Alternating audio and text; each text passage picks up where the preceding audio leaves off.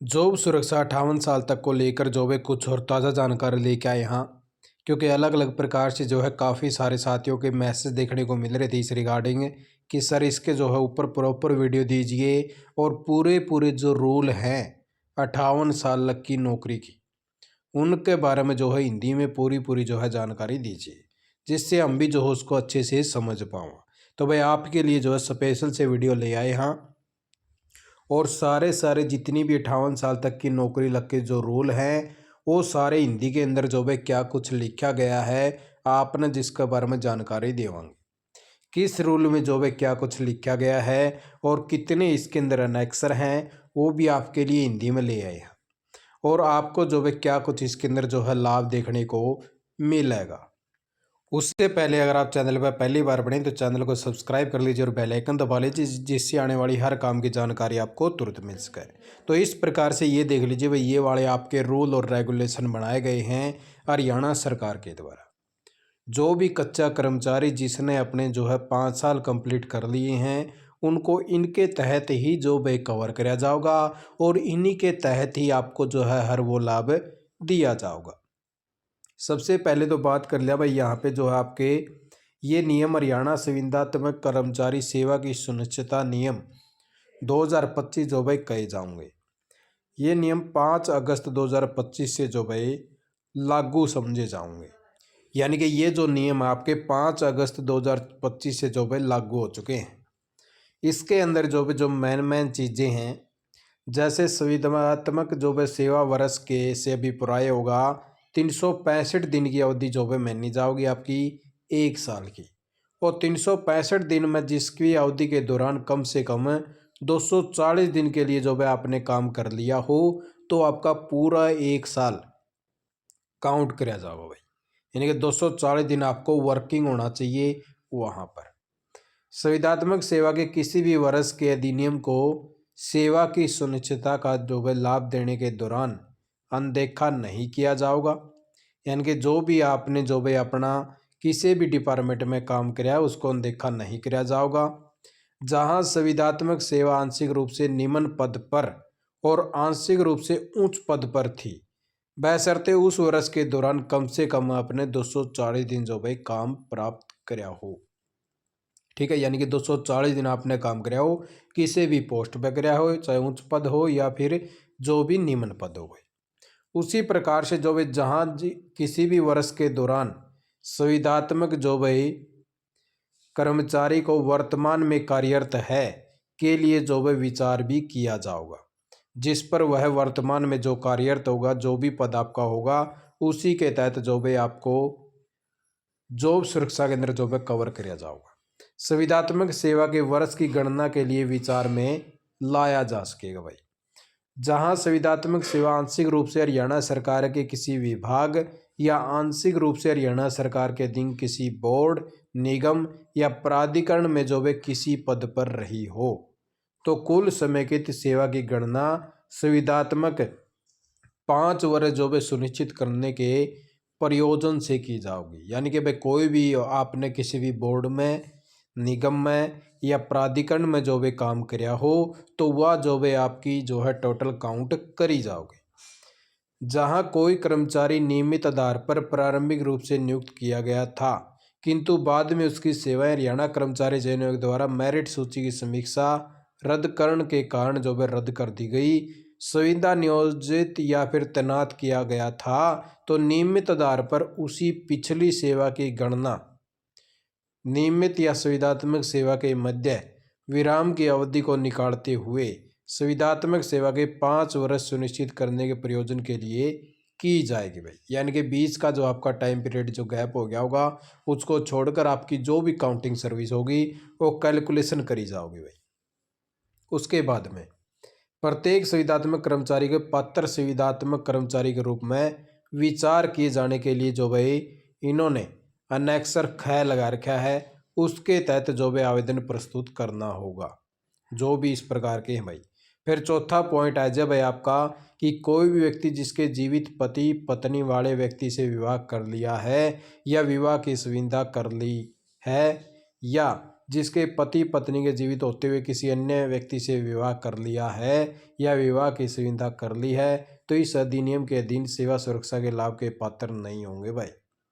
इन 2 पॉइंटों में अगर आप आ जाते हैं तो आप जो भी इस सेवा के अधीन नहीं होंगे, ठीक है। परंतु यदि सरकार की संतुष्टि हो जाए कि ऐसे व्यक्ति तथा विवाह के दूसरे पक्ष पर लागू स्वीकृत विधि अधीन ऐसा विवाह अनुयोग्य है, ऐसा करने के अन्य आधार भी हैं, तो वह किसी व्यक्ति को इस नियम के लागू होने में छूट दे सकती है भाई, ठीक है। यानी कि अगर ऐसा लगा भाई ये ठीक करना था भाई, ऐसा ठीक होया है, आपसी रजामंदी से होया है, तो इसके ऊपर जो विचार भी कराया जा सकता है। उसके बाद में जो मेन पॉइंट आपका आता भाई, 5वां पॉइंट आता आपका। इस 5वें पॉइंट के अधीन ही जो भाई आपको फिर सुनिश्चित करने की रीति जो भाई बनाई जाओगी।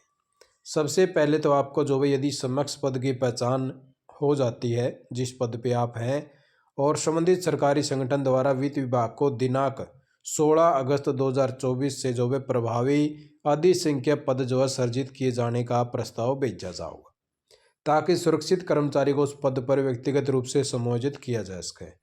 वित्त विभाग से अनुमोदन प्राप्त होगा। फिर जैसे अभी जो है पोर्टल आया है तो पोर्टल से जो भी आपकी लिस्ट आगे भेजी जाओगी।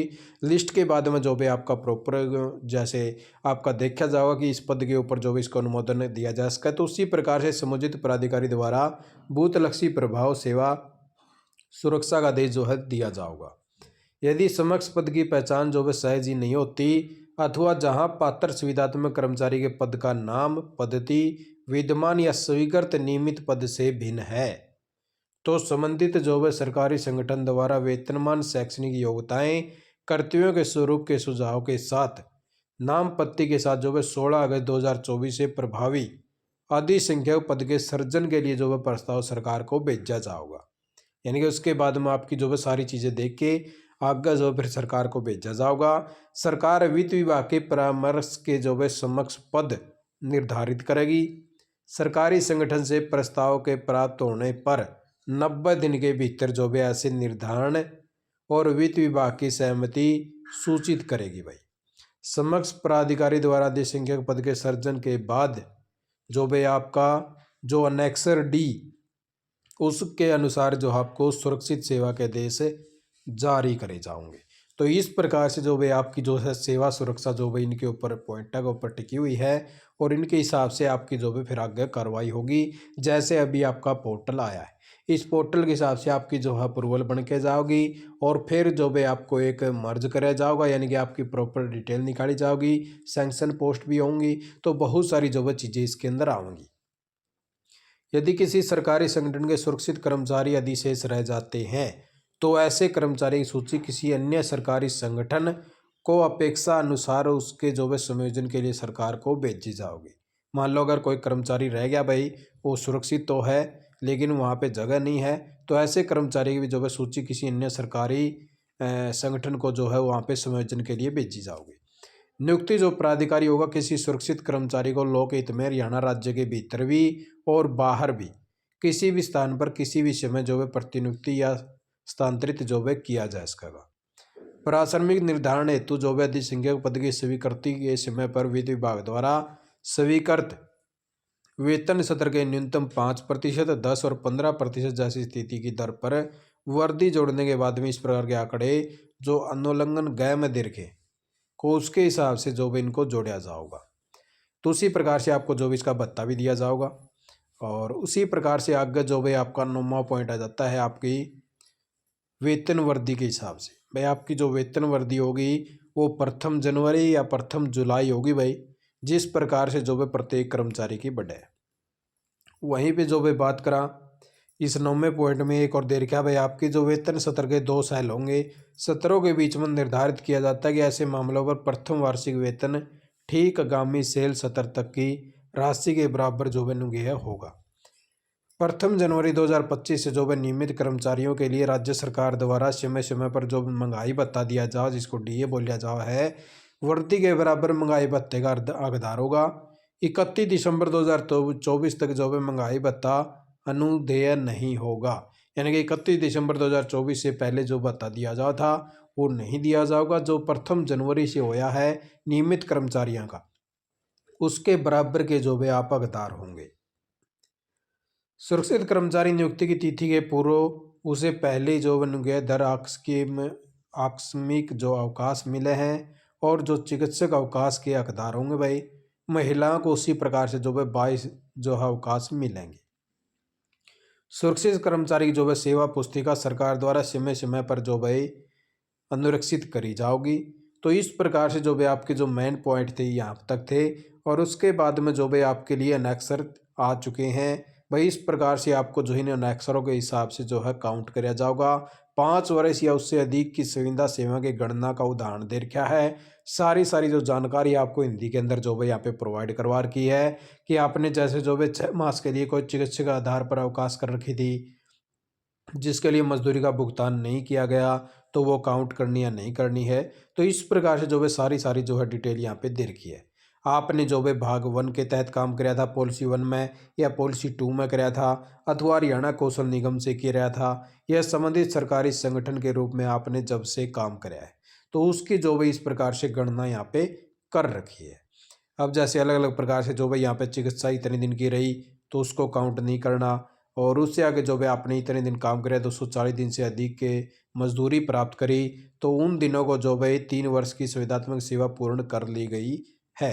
तो इस प्रकार से यानी कि 3 साल की आपकी जो भाई काउंट करी जाओगी, यानी कि टोटल आपके जो है 5 साल बनेंगे। वह सेवा में कार्यरत है।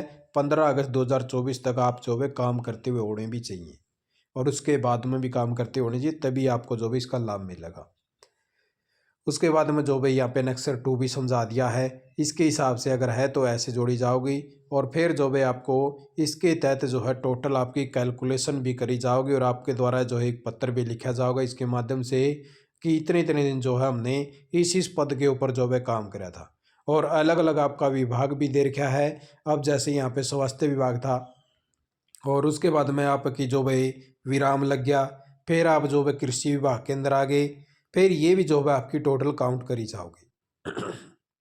अब जैसे कृषि विभाग भी छूट गया, अब ये चालक आ गया था भाई इस विभाग के अंदर, तो यह भी आपकी काउंट करी जाओगी, यानी कि टोटल आपके जो दिन है वो काउंट करे जाओगे जब से आपने सर्विस करी है। फिलहाल अभी आप काम करने लग रहे हैं तो ठीक है।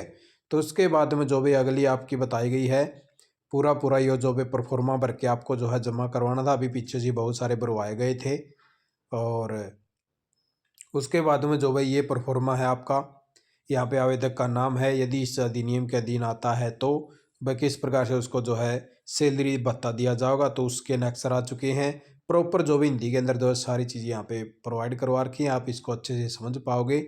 और इन अनेक्सरों के लिए आपके लिए जो है अलग से वीडियो और लेके आवांगे, उसके अंदर और जो है आपकी कैलकुलेशन बतावांगे भाई, ठीक है। तो इस प्रकार से आप लोग जो है यही ज़्यादा जानकारी लेके था, क्योंकि वीडियो बहुत ही ज़्यादा लंबी हो जाओगी, इसलिए आपको जो भाई अनेक्सरों के बारे में जो है नेक्स्ट वीडियो के अंदर प्रॉपर जानकारी देवांगे। आपने वीडियो देखी, आपका बहुत बहुत धन्यवाद। जय जय भारत, जय हरियाणा।